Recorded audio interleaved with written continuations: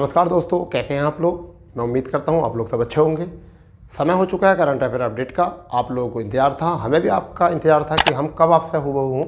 तो दोस्तों, current affair के साथ मैं उपस्थित हूं। दोस्तों, स्वागत है आपका एक बार फिर अपने प्लेटफॉर्म पर।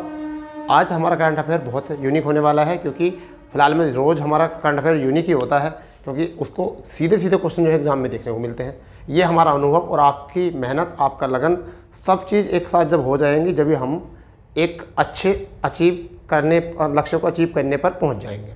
ठीक है, आपको नौकरी करनी है और नौकरी करने के लिए मेहनत की बहुत ज़रूरत होती है, और उस मेहनत में हम थोड़ा सा आपका साथ देने वाले हैं। और किसके साथ? करंट अफेयर प्लस स्टैटिक के साथ। ठीक है, तो आज रेडी हो जाइए। क्वेश्चन कुछ बहुत बढ़िया है, दिखने में भी लग रहा होगा आपको कुछ बढ़िया है लिखा हुआ। ठीक है, हम पहला क्वेश्चन जो लिख कर शुरुआत करते हैं, जो लिखा हुआ होता है हमारा पहले से, उस पर थोड़ा काम करते हैं। क्या है देखिए, करें शुरू। हाँ जी, दुनिया का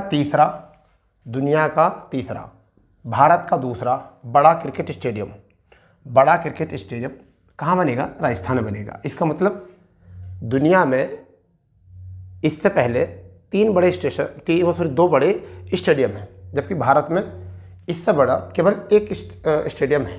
समझ गए नहीं? तो अब देखिए क्या है, वेदांता की हिंदुस्तान जिंक लिमिटेड ने 300 करोड़ रुपए जो है ये राजस्थान क्रिकेट एसोसिएशन को दिए हैं। राजस्थान क्रिकेट एसोसिएशन को दिए हैं, और क्षमता जो है वो कितनी है? 75,000 इसकी बैठने की क्षमता।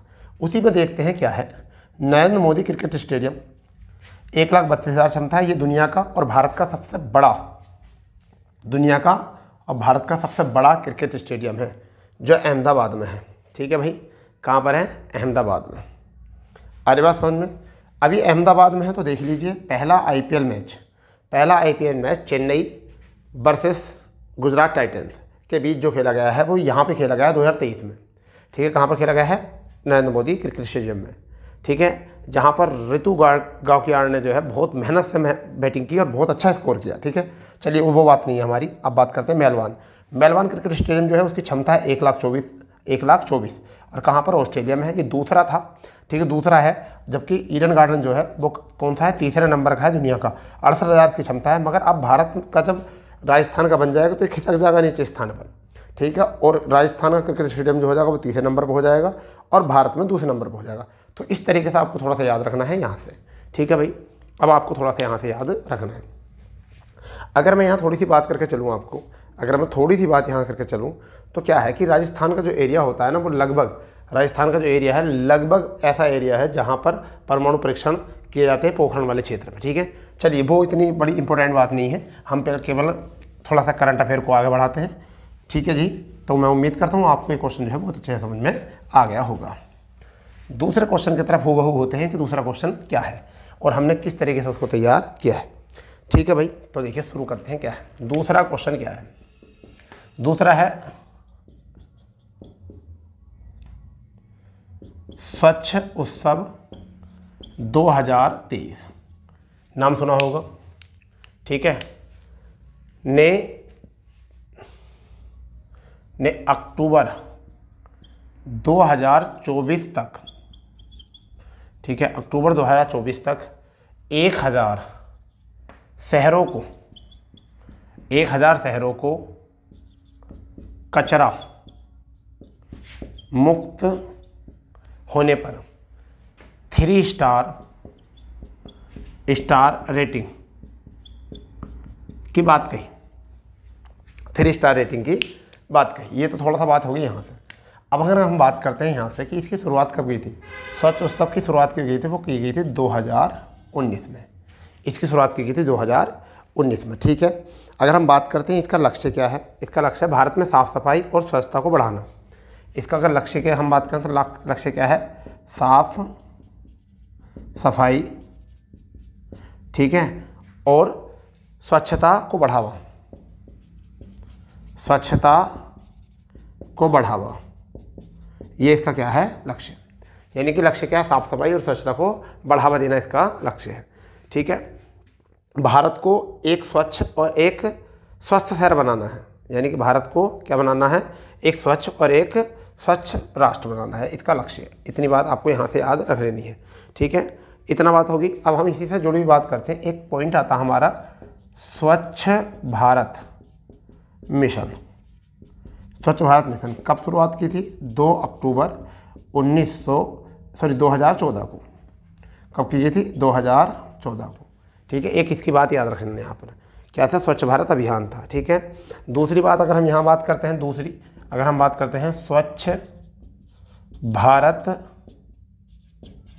मिशन 2.0, इसकी शुरुआत कब की गई थी? इसकी शुरुआत की गई थी भैया 2 अक्टूबर 2019 को। कब की गई थी? 2 अक्टूबर 2019 को इसकी शुरुआत की गई थी। तो 2 स्टैटिक यहाँ तक क्वेश्चन बन गए। अब इसका टारगेट जो था, इसका जो टारगेट था द्वितीय का, ये था खुले में सोच, खुले में सोच से मुक्त, इसका टारगेट था। और ये हमने अचीव कर भी लिया है, ये हमने क्या कर लिया है? अचीव कर भी लिया है। तो अब इससे रिलेटेड क्या हो सकता है? इससे रिलेटेड क्या है? अमृत मिशन। अब देखिए एक आता है अमृत मिशन, क्या होता है? अमृत मिशन। अब हम बात करते हैं अमृत मिशन की शुरुआत कब की गई थी? तो 15 जून 2015 को की गई थी, सॉरी 25 जून 2015 को की गई थी। यहाँ पे आता है अमृत मिशन 2.0। इसकी शुरुआत जो की गई थी वो कब की गई थी? इसकी गई थी 1 अक्टूबर 2021 को, यानी कि 1 अक्टूबर 2021 को इसकी शुरुआत की थी।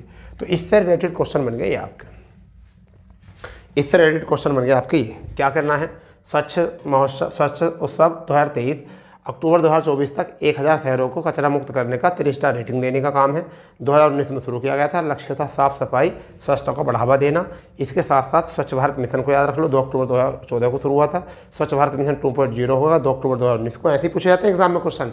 ठीक है, इसका जो लक्ष्य था वो था, इसका तो साफ सफाई था, पहले का तो साफ सफाई, भारत को राष्ट्र और साफ सुथरा बनाना था, जबकि दूसरे में क्या था? खुले में शौच से मुक्त करना था। ठीक है, फिर इसके साथ साथ एक बात और रखो, अमृत मिशन जो पहली बार शुरुआत की थी 25 जून 2015 की गई थी। अमृत मिशन 2.0 की जो शुरुआत की गई अक्टूबर 2021 को की गई। तो ये हो गया यहाँ से हमारा कवर अप, यहाँ से हमारा जो हो चुका पूरी तरीके से कवर अप हो गया। ठीक है, इस तरीके से हम करंट अफेयर को कवर करके चल रहे हैं। ठीक है, करंट अफेयर के साथ साथ हम बहुत सारी बातें भी आपको बता के चल रहे हैं। ठीक है, पहली बार आप ऐसा यूट्यूब के इतिहास में पढ़ रहे होगे, अब बिल्कुल फ्री आप पढ़ रहे हो। ठीक है, बिल्कुल आप फ्री पढ़ रहे हो। ठीक है भाई, चलिए अब तीसरे क्वेश्चन की तरफ नेक्स्ट बढ़ते हैं। क्या है तीसरा क्वेश्चन जो है वो क्या है? हम बात करने वाले हैं अंतर्राष्ट्रीय ड्रग चेकिंग दिवस, ड्रग चेकिंग दिवस। ठीक है भाई, अंतर्राष्ट्रीय ड्रग चेकिंग दिवस कब मनाया जाता है? ये बात रखेंगे 31 मार्च को मनाया जाता है। ठीक है भाई, 31 मार्च को पहली बार जो मनाया गया, पहली बार इसे याद रख लेना, पहली बार जो मनाया गया वो मनाया गया 2017 में। ठीक है, दूसरी बात क्या है? 2017 में लगभग 11.8 मिलियन मौत हुई थी ड्रग्स से। इस वजह से काम किया गया था, WHO ने क्या करा है? 7 अप्रैल 1948 WHO ने इसकी ये रिपोर्ट दी थी, WHO ने इसकी रिपोर्ट दी थी भाई। आज बात समझ में, इतनी बात आ गई। अब बात कर लेते हैं WHO की, इससे रिलेटेड क्या है? WHO। ठीक है भाई, अब WHO की बात कर लेते हैं। कब हुई थी स्थापना WHO की? 7 अप्रैल 1948 को, 7 अप्रैल 1948 को हुई थी WHO की। ठीक है भाई, इतनी बात। ठीक, इसका हेडक्वार्टर अगर हम बात करें, WHO का हेडक्वार्टर क्या है? वो है जेनेवा। क्या है हेडक्वार्टर? जेनेवा। हेडक्वार्टर कहाँ पर है? जेनेवा। ठीक है, WHO का। अगर हम बात करें प्रमुख की अगर हम बात करें तो कौन है? डॉक्टर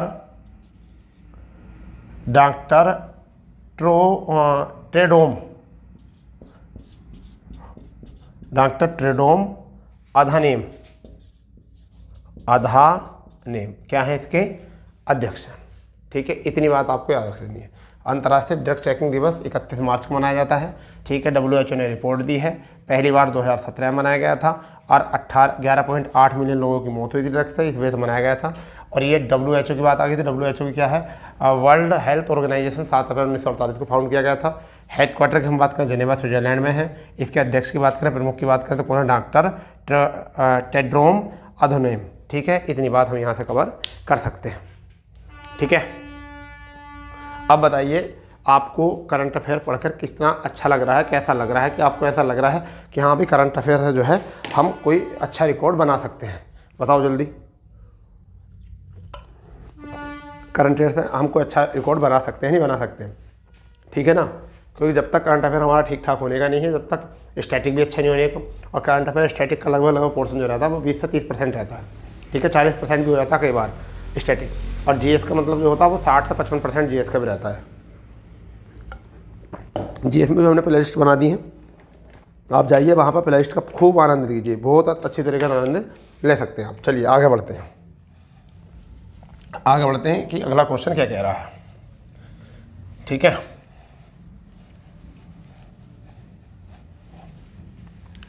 अगला क्वेश्चन कह रहा है विश्व बैंक ने ग्रामीण जलापूर्ति कार्य हेतु, किसने, विश्व बैंक ने, विश्व बैंक ने क्या काम करा है, ग्रामीण जल आपूर्ति कार्य हेतु कर्नाटक को, किसको, कर्नाटक को कितने पैसे दिए हैं, 36.3 करोड़ अमेरिकी डॉलर रुपए दिए हैं। बताओ क्या बात है, ठीक है। क्या करने वाले हैं इससे, जो 20 लाख ग्रामीण परिवारों को जल नल द्वारा उपलब्ध कराएंगे। अब मैं थोड़ा सा कर्नाटक के बारे में बता देता हूँ। 70% यहाँ पर शुष्क व अर्धशुष्क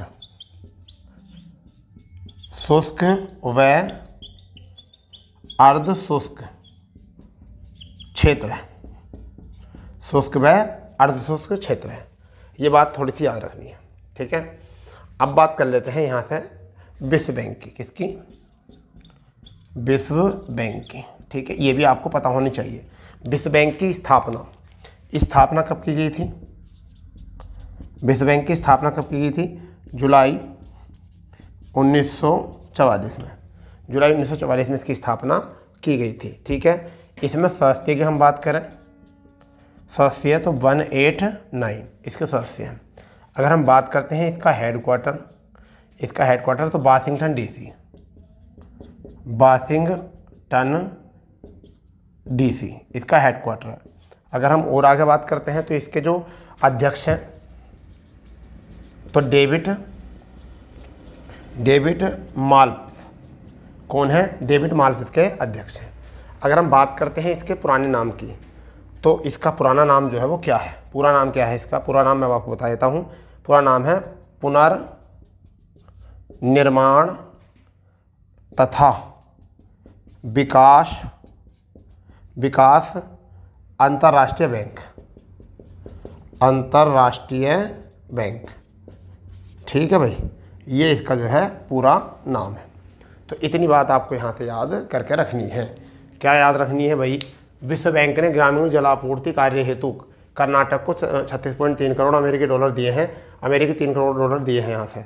और यहाँ पर 20 लाख ग्रामीण परिवारों को जल नल द्वारा प्राप्त होगा, क्योंकि 70% शुष्क व अशुष्क क्षेत्र है कर्नाटक का, इस वजह से विश्व बैंक ने ये काम करा। तो विश्व बैंक की थोड़ी बात कर दी हमने। यहाँ पर स्थापना की गई जुलाई 1944 को, सदस्य 189, ठीक है। पुनर्निर्माण तथा विकास अंतर्राष्ट्रीय बैंक इसका नाम है। अध्यक्ष कौन है, डेविड माल्प हैं, और इसका हेडक्वार्टर जो है वो वाशिंगटन डीसी में है, हेडक्वार्टर जो है वाशिंगटन डीसी में। इतना हमने यहाँ से कवर कर लिया है इसका डाटा, ठीक है भाई। चलिए नेक्स्ट क्वेश्चन की तरफ चलते हैं। टेंशन कोई लेने वाली है नहीं बात, ठीक है। आराम से पढ़ते रहो, आराम से सारे डाटा वही मिलेगा आपको जो सीधा सीधा एग्जाम में मिलने वाला है, ठीक है। तो नियोगी बुक ने, किसने, नियोगी बुक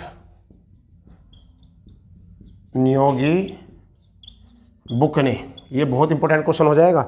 नियोगी बुक ने एक नई पुस्तक,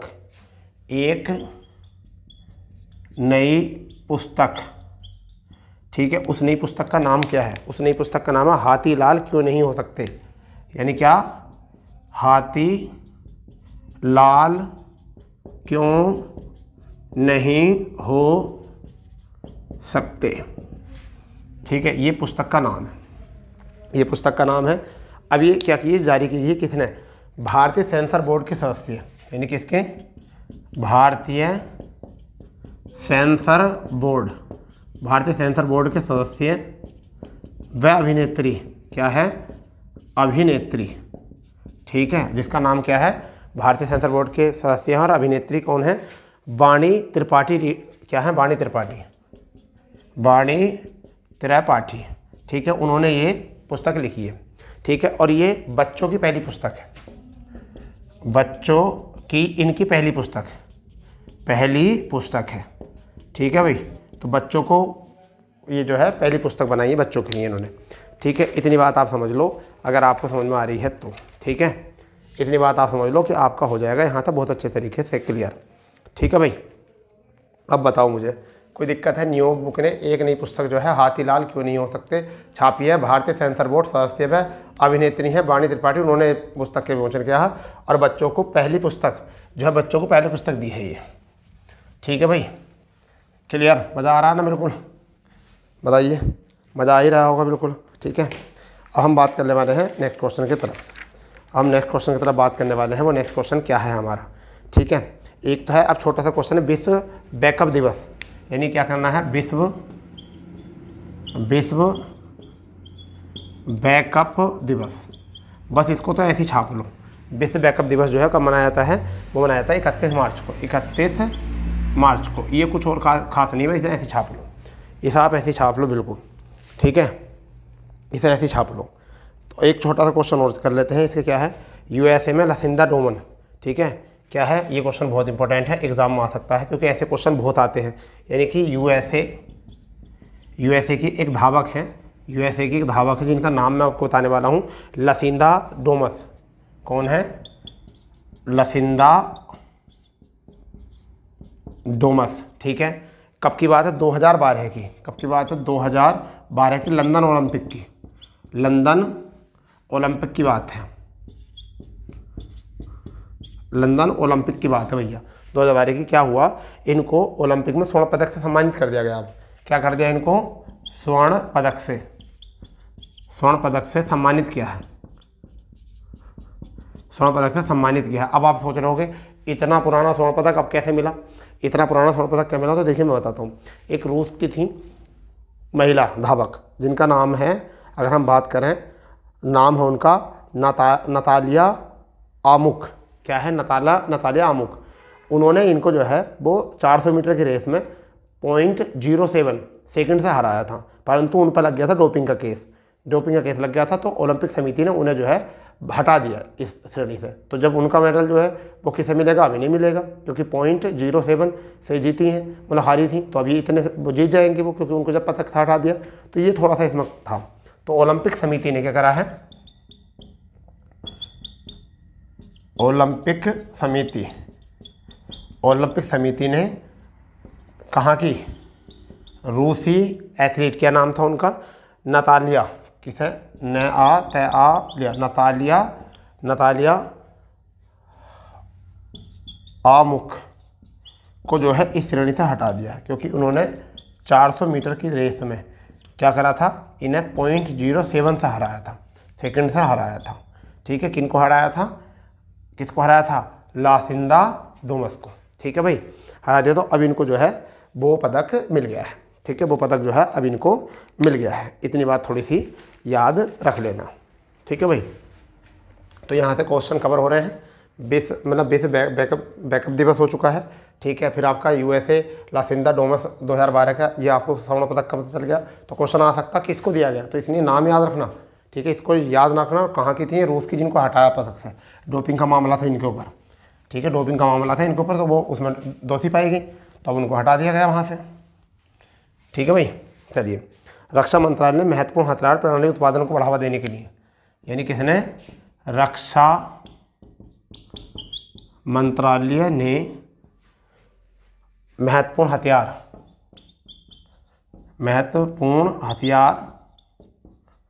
प्रणाली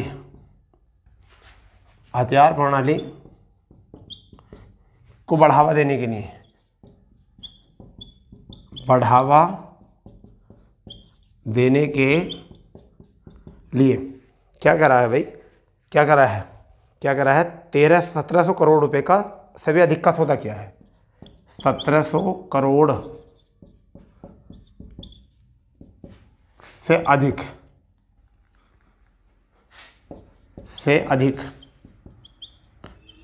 का सौदा किया। किसका किया है, ये सौदा कर दिया इन्होंने। ठीक, अब बात करते हैं कि रक्षा मंत्रालय का इतना बड़ा काम है, अब ये किसके साथ है, कैसी कंडीशन है, तो मैं बताऊं रक्षा मंत्रालय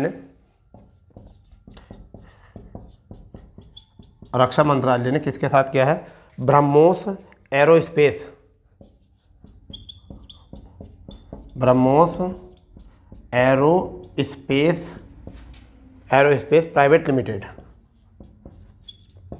प्राइवेट लिमिटेड के साथ ये काम इन्होंने किया है भैया। ठीक है, हस्ताक्षर कर दिया, संविदा हस्ताक्षर। तो यहाँ से रक्षा मंत्री की अगर हम बात करें, कौन है, रक्षा मंत्री कौन है, रक्षा वो करेगा जो राजा होगा, तो क्या है, राजनाथ सिंह। ठीक है, गृह मंत्री कौन है यहाँ पर, गृह मंत्री कौन है, अमित शाह। ठीक है, अमित शाह। तो देखो यहाँ पर क्या है, नितिन गडकरी जो है वो क्या, पर्यावरण मंत्री, प्रहलाद जोशी जो है वो मतलब कोयला खनन मंत्री। ठीक है, भूपेंद्र यादव जो है वो कौन है, पर्यावरण व भूमि मंत्री, भूमि कृषि मंत्री। ठीक है, और कृषि और खलियान मंत्री जो है वो कौन है, नरेंद्र सिंह तोमर। ठीक है, नितिन गडकरी कौन है, सड़क परिवहन मंत्री हैं। ठीक है, सड़क परिवहन मंत्री। ठीक है, आर्य गजानन सिंह जो कौन है, जलापूर्ति मंत्री। तो इसलिए हमने जो है ट्रिक्स है एकदम मंत्रियों की, जितनी भी कैबिनेट मंत्रिमंडल वर्तमान में, उसकी हम एक वीडियो बना चुके हैं। आप जाइए वहाँ पर ट्रिकली तरीके से देखिए मंत्रिमंडल। ठीक है, ट्रिकली तरीके से मंत्रिमंडल चेक करिए और वहाँ से आप चेक करके याद रख सकते हो। ठीक है, बिल्कुल याद रख सकते हो, वहाँ से चेक करके बिल्कुल आप याद कर सकते हो, तैयार कर सकते हो। ठीक है, बिल्कुल डाटा वहाँ से। ठीक है, ट्रिक से बिल्कुल मंत्रिमंडल, हमने पहला मंत्रिमंडल भी ट्रिक से याद कराने के लिए वीडियो बना दी है, देख लीजिए जाकर वहाँ पर। और हमने ट्रिकली माध्यम से जो है वर्तमान मंत्रिमंडल को भी हमने कर दिया है कवर। ठीक है, राज्यपालों को ट्रिक से याद करने का तरीका बता दिया है। तो सब काम हम यहाँ से कर चुके हैं, सब काम जो है हम यहाँ से कर चुके हैं। इतनी बात जो है आपको अपने माइंड में उतार लेनी चाहिए। ठीक है भाई, तो ये हो चुका है हमारा अभी तक का बढ़िया क्वेश्चन। ठीक है, चलिए अब जो है हमारा नेक्स्ट क्वेश्चन क्या है, उसके तरफ ध्यान करते हैं कि वो नेक्स्ट क्वेश्चन क्या है, ध्यान देते हैं उसके तरफ। तो ये है M.A. हसन द्वारा।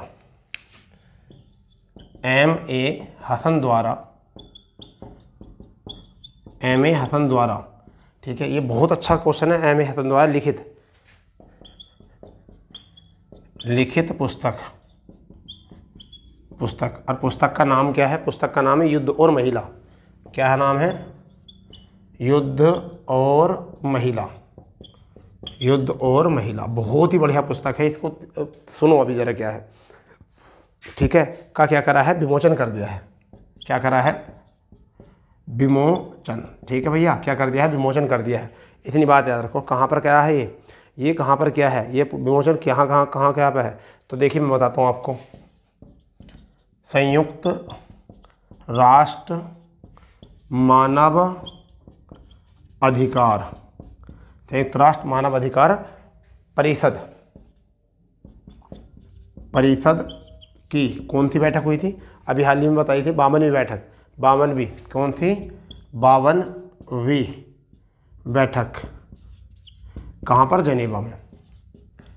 जनेवा में इसका विमोचन किया गया है। कहाँ पर किया गया है, जनेवा में इसका विमोचन किया गया है। अब देखिए इसमें क्या है, ये इस पुस्तक में क्या है, अब मैं बताता हूँ। 1971 में किसकी बात है, 1971 में जो युद्ध हुआ था बांग्लादेश, भारत पाक युद्ध हुआ था। किसका, भारत पाक युद्ध हुआ था, भारत पाक युद्ध। इसमें तो क्या करा गया था, यहाँ पर जो था पाक सेना द्वारा जो है सेक्सुअल हिंसा की शिकार बंगाली महिला के ऊपर ये पुस्तक है। जो सेक्सुअल हिंसा की शिकार हुई थी, कौन, बंगाली महिला, उनके ऊपर ये पुस्तक है। ठीक है भाई, कौन है, अब पता चल गया है कि कितनी इंपॉर्टेंट है कि जब पाकिस्तानी सेना के द्वारा जो है महिलाओं को उत्पीड़ित किया गया था, उनके साथ सेक्सुअली उनको उत्पीड़ित किया गया था, उसके ऊपर आधारित है। और उनका मानवाधिकार में पूछा गया केस। ठीक है, अगर हम बात करें संयुक्त राष्ट्र मानवाधिकार परिषद की, तो नजहत शमीम खान इसके क्या है, अध्यक्ष। तो लिख लो इसको, नजमत शमीम खान इसके अध्यक्ष हैं। हेडक्वार्टर कहाँ पर, जेनेवा में। और इसके सदस्य जो है वो 47 हैं। ठीक है, नजमा शमीम खान कौन है, इसके अध्यक्ष हैं और हेडक्वार्टर कहाँ पर है, जेनेवा में। याद रखना सदस्य कितने हैं, सदस्य हैं 47। भारत का पहला मानवाधिकार अध्यक्ष कौन थे, रंगनाथ मिश्र। कौन थे, रंगनाथ मिश्र। ठीक है, भारत में जो इसकी स्थापना हुई थी, भारत में जो मानवाधिकार की स्थापना हुई थी 12 अक्टूबर 1993 को। कब हुई थी, 12 अक्टूबर 1993 को। ठीक है, इसके वर्तमान जो अध्यक्ष हैं वो हैं अरुण कुमार मिश्र। कौन है, अरुण कुमार मिश्र। और सबसे इंपॉर्टेंट क्वेश्चन जो है वो क्या है, मानवाधिकार आयोग के सदस्य और अध्यक्ष की जो कार्य अवधि होती है वो 3 वर्ष या 70 वर्ष, जो पहले हो वही होती है, 3 वर्ष और 70 वर्ष, ये होता है इसका। तो ये हमने कवर किया है, इसको भी आप नोट करते रहना। ठीक है, और आज का जो हमारा विशेष टॉपिक है वो क्या है, देखिए हम जो बाद में स्टैटिक लेकर आते हैं उनको भी थोड़ा ध्यान देंगे, जो हम बाद में स्टैटिक लेकर आते हैं उनका भी थोड़ा सा ध्यान में रखेंगे हम। ठीक है भाई, उनको भी थोड़ा सा ध्यान में रखेंगे कि बाद में जो हम स्टैटिक लेकर आते हैं। ठीक है, अब मैं क्वेश्चन लिख देने वाला हूँ आपको, आप जो है उनका इतना जवाब ढूंढो, फिर मैं नहीं तो मैं आपको बताऊँगा। ठीक है, तो हमारा पहला क्वेश्चन जो है वो है खाद्य एवं कृषि संगठन। पहला क्वेश्चन जो है वो क्या है, खाद्य एवं कृषि संगठन का हेडक्वार्टर कहाँ पर। ठीक है, का हेडक्वार्टर कहाँ पर ये बताना है। फिर राष्ट्रीय वानिकी अनुसंधान, दूसरा क्या है, राष्ट्रीय वानिकी अनुसंधान कहाँ पर है ये। फिर यहाँ पे है अंतर्राष्ट्रीय, तीसरा अंतर्राष्ट्रीय वानिकी अनुसंधान। फिर चौथा है राष्ट्रीय वन प्रबंधन संस्थान। अब मैं संस्थानों की भी एक वीडियो बना चुका हूँ, इसमें भी ट्रिक ली है संस्थानों की, जैसे कि चेन्नई का चमड़ा चटका, कटक का चावल चेन्नई का चमड़ा चटका, कटक में चावल गटका, दिल्ली की सड़क न्यारी, लखनऊ के बिस्किया पहली। तो ये ट्रिक से बिल्कुल मैं आपको बता चुका हूँ, जाकर ढूंढ कर देख लो बिल्कुल। ठीक है, जाकर ढूंढ कर देख लो बिल्कुल इसमें जाकर, क्लियर। वरना तो मैं इसमें जो है डिस्क्रिप्शन में इनके लिंक डाल दूंगा आपको, फिर वहाँ से आप देख लें डिस्क्रिप्शन में लिंक डाल कर। ठीक है, तो यहाँ पर आ गया आपका। अब बात करते हैं राष्ट्रीय चावल अनुसंधान। एक तो है अंतर्राष्ट्रीय चावल अनुसंधान, अब फिर आपका आ जाएगा राष्ट्रीय चावल अनुसंधान। ठीक है भाई, चावल अनुसंधान हो जाएगा यहाँ से। फिर आपका हो जाएगा, एक आ जाएगा विश्व मौसम विज्ञान दिवस। कौन सा आ जाएगा, चलो इधर ही लिख देते हैं, विश्व मौसम विज्ञान दिवस। विश्व मौसम विज्ञान संगठन। ठीक है, एक आपका राष्ट्रीय मौसम विज्ञान संगठन। तो आप इनको जवाब दीजिए, आप इनका जवाब दीजिए ज़रा जल्दी से, इनका जवाब दो जल्दी क्या है। ठीक है भाई, इनका जवाब दीजिए क्या है। ठीक है, तो देखिए खाद्य एवं कृषि संगठन मैं बताया था इतनी देर में हो जाता, तो कहाँ पर है, रोम। क्या है, रोम यानी कि इटली। कहाँ पर है, रोम इटली में। ठीक है, रोम इटली में। अंतर्राष्ट्रीय वानिकी जो है बागोर इंडोनेशिया में। कहाँ पर है, बागोर इंडोनेशिया, बागोर इंडोनेशिया में है। राष्ट्रीय वानिकी अनुसंधान देहरादून में है, वन प्रबंधन जो है भोपाल में है। कहाँ पर है, भोपाल में। अंतर्राष्ट्रीय चावल अनुसंधान अंतर्राष्ट्रीय मनीला में। कहाँ पर है, मनीला यानी कि फिलीपींस। ठीक है, फिलीपींस में है। राष्ट्रीय चावल जो है कहाँ पर, कटक यानी कि उड़ीसा में। ठीक है, उड़ीसा में। विश्व मौसम विज्ञान जो है वो कहाँ पर है, विश्व मौसम विज्ञान कहाँ पर है, जेनेवा में। कहाँ पर है जी, जेनेवा। ठीक है, भारत में कहाँ पर है, नई दिल्ली। ठीक है, आर्य बात समझ में ये। तो आपको इतना सा थोड़ा सा याद रख लेना है। खाद्य एवं कृषि संगठन हेडक्वार्टर रोम इटली, राष्ट्रीय वानिकी अनुसंधान देहरादून, अंतर्राष्ट्रीय वानिकी अनुसंधान जो बागोर इंडोनेशिया, राष्ट्रीय वन प्रबंधन संस्थान भोपाल, अंतर्राष्ट्रीय चावल अनुसंधान मनीला फिलीपींस, राष्ट्रीय चावल अनुसंधान कटक, विश्व मौसम विज्ञान संगठन जेनेवा, राष्ट्रीय मौसम विज्ञान संगठन जो है नई दिल्ली। ठीक है, इस तरीके से हमने आज स्टैटिक भी कवर किया है, करंट अफेयर कवर किया है। आपको मैं डिस्क्रिप्शन लिंक में डाल दूंगा, आपको जो ट्रिकली माध्यम से हमने अनुसंधान की भी ट्रिक बना रखी है, राज्यपालों की। ठीक है, संगठनों के अध्यक्षों की, सबकी हमने ट्रिक बना रखी है, मैं डिस्क्रिप्शन में आपको लिंक प्रोवाइड करा दूंगा। ठीक है, तो अब आप अगर आपको डाटा समझ में आया तो अपने दोस्तों में ज़्यादा शेयर करो, जो पहली बार वीडियो को देख रहे हैं वो सब्सक्राइब करो और बेल आइकन जरूर दबा दें, जिससे कि आपको प्रत्येक वीडियो का जो है नोटिफिकेशन मिल जाए। ठीक है, प्रत्येक वीडियो हम सुबह को 6:30 बजे जो है और क्या करते हैं, करंट अफेयर अपलोड, और करंट अफेयर क्लास हमारी आती है डेली सुबह 6:30 बजे। ठीक है, तो आप स्वस्थ रहिए, खुश रहिए और मज़े करिए और अच्छे से तैयारी करिए। तो मिलते हैं कल इसी समय पर। जय हिंद, जय भारत, वंदे मातरम।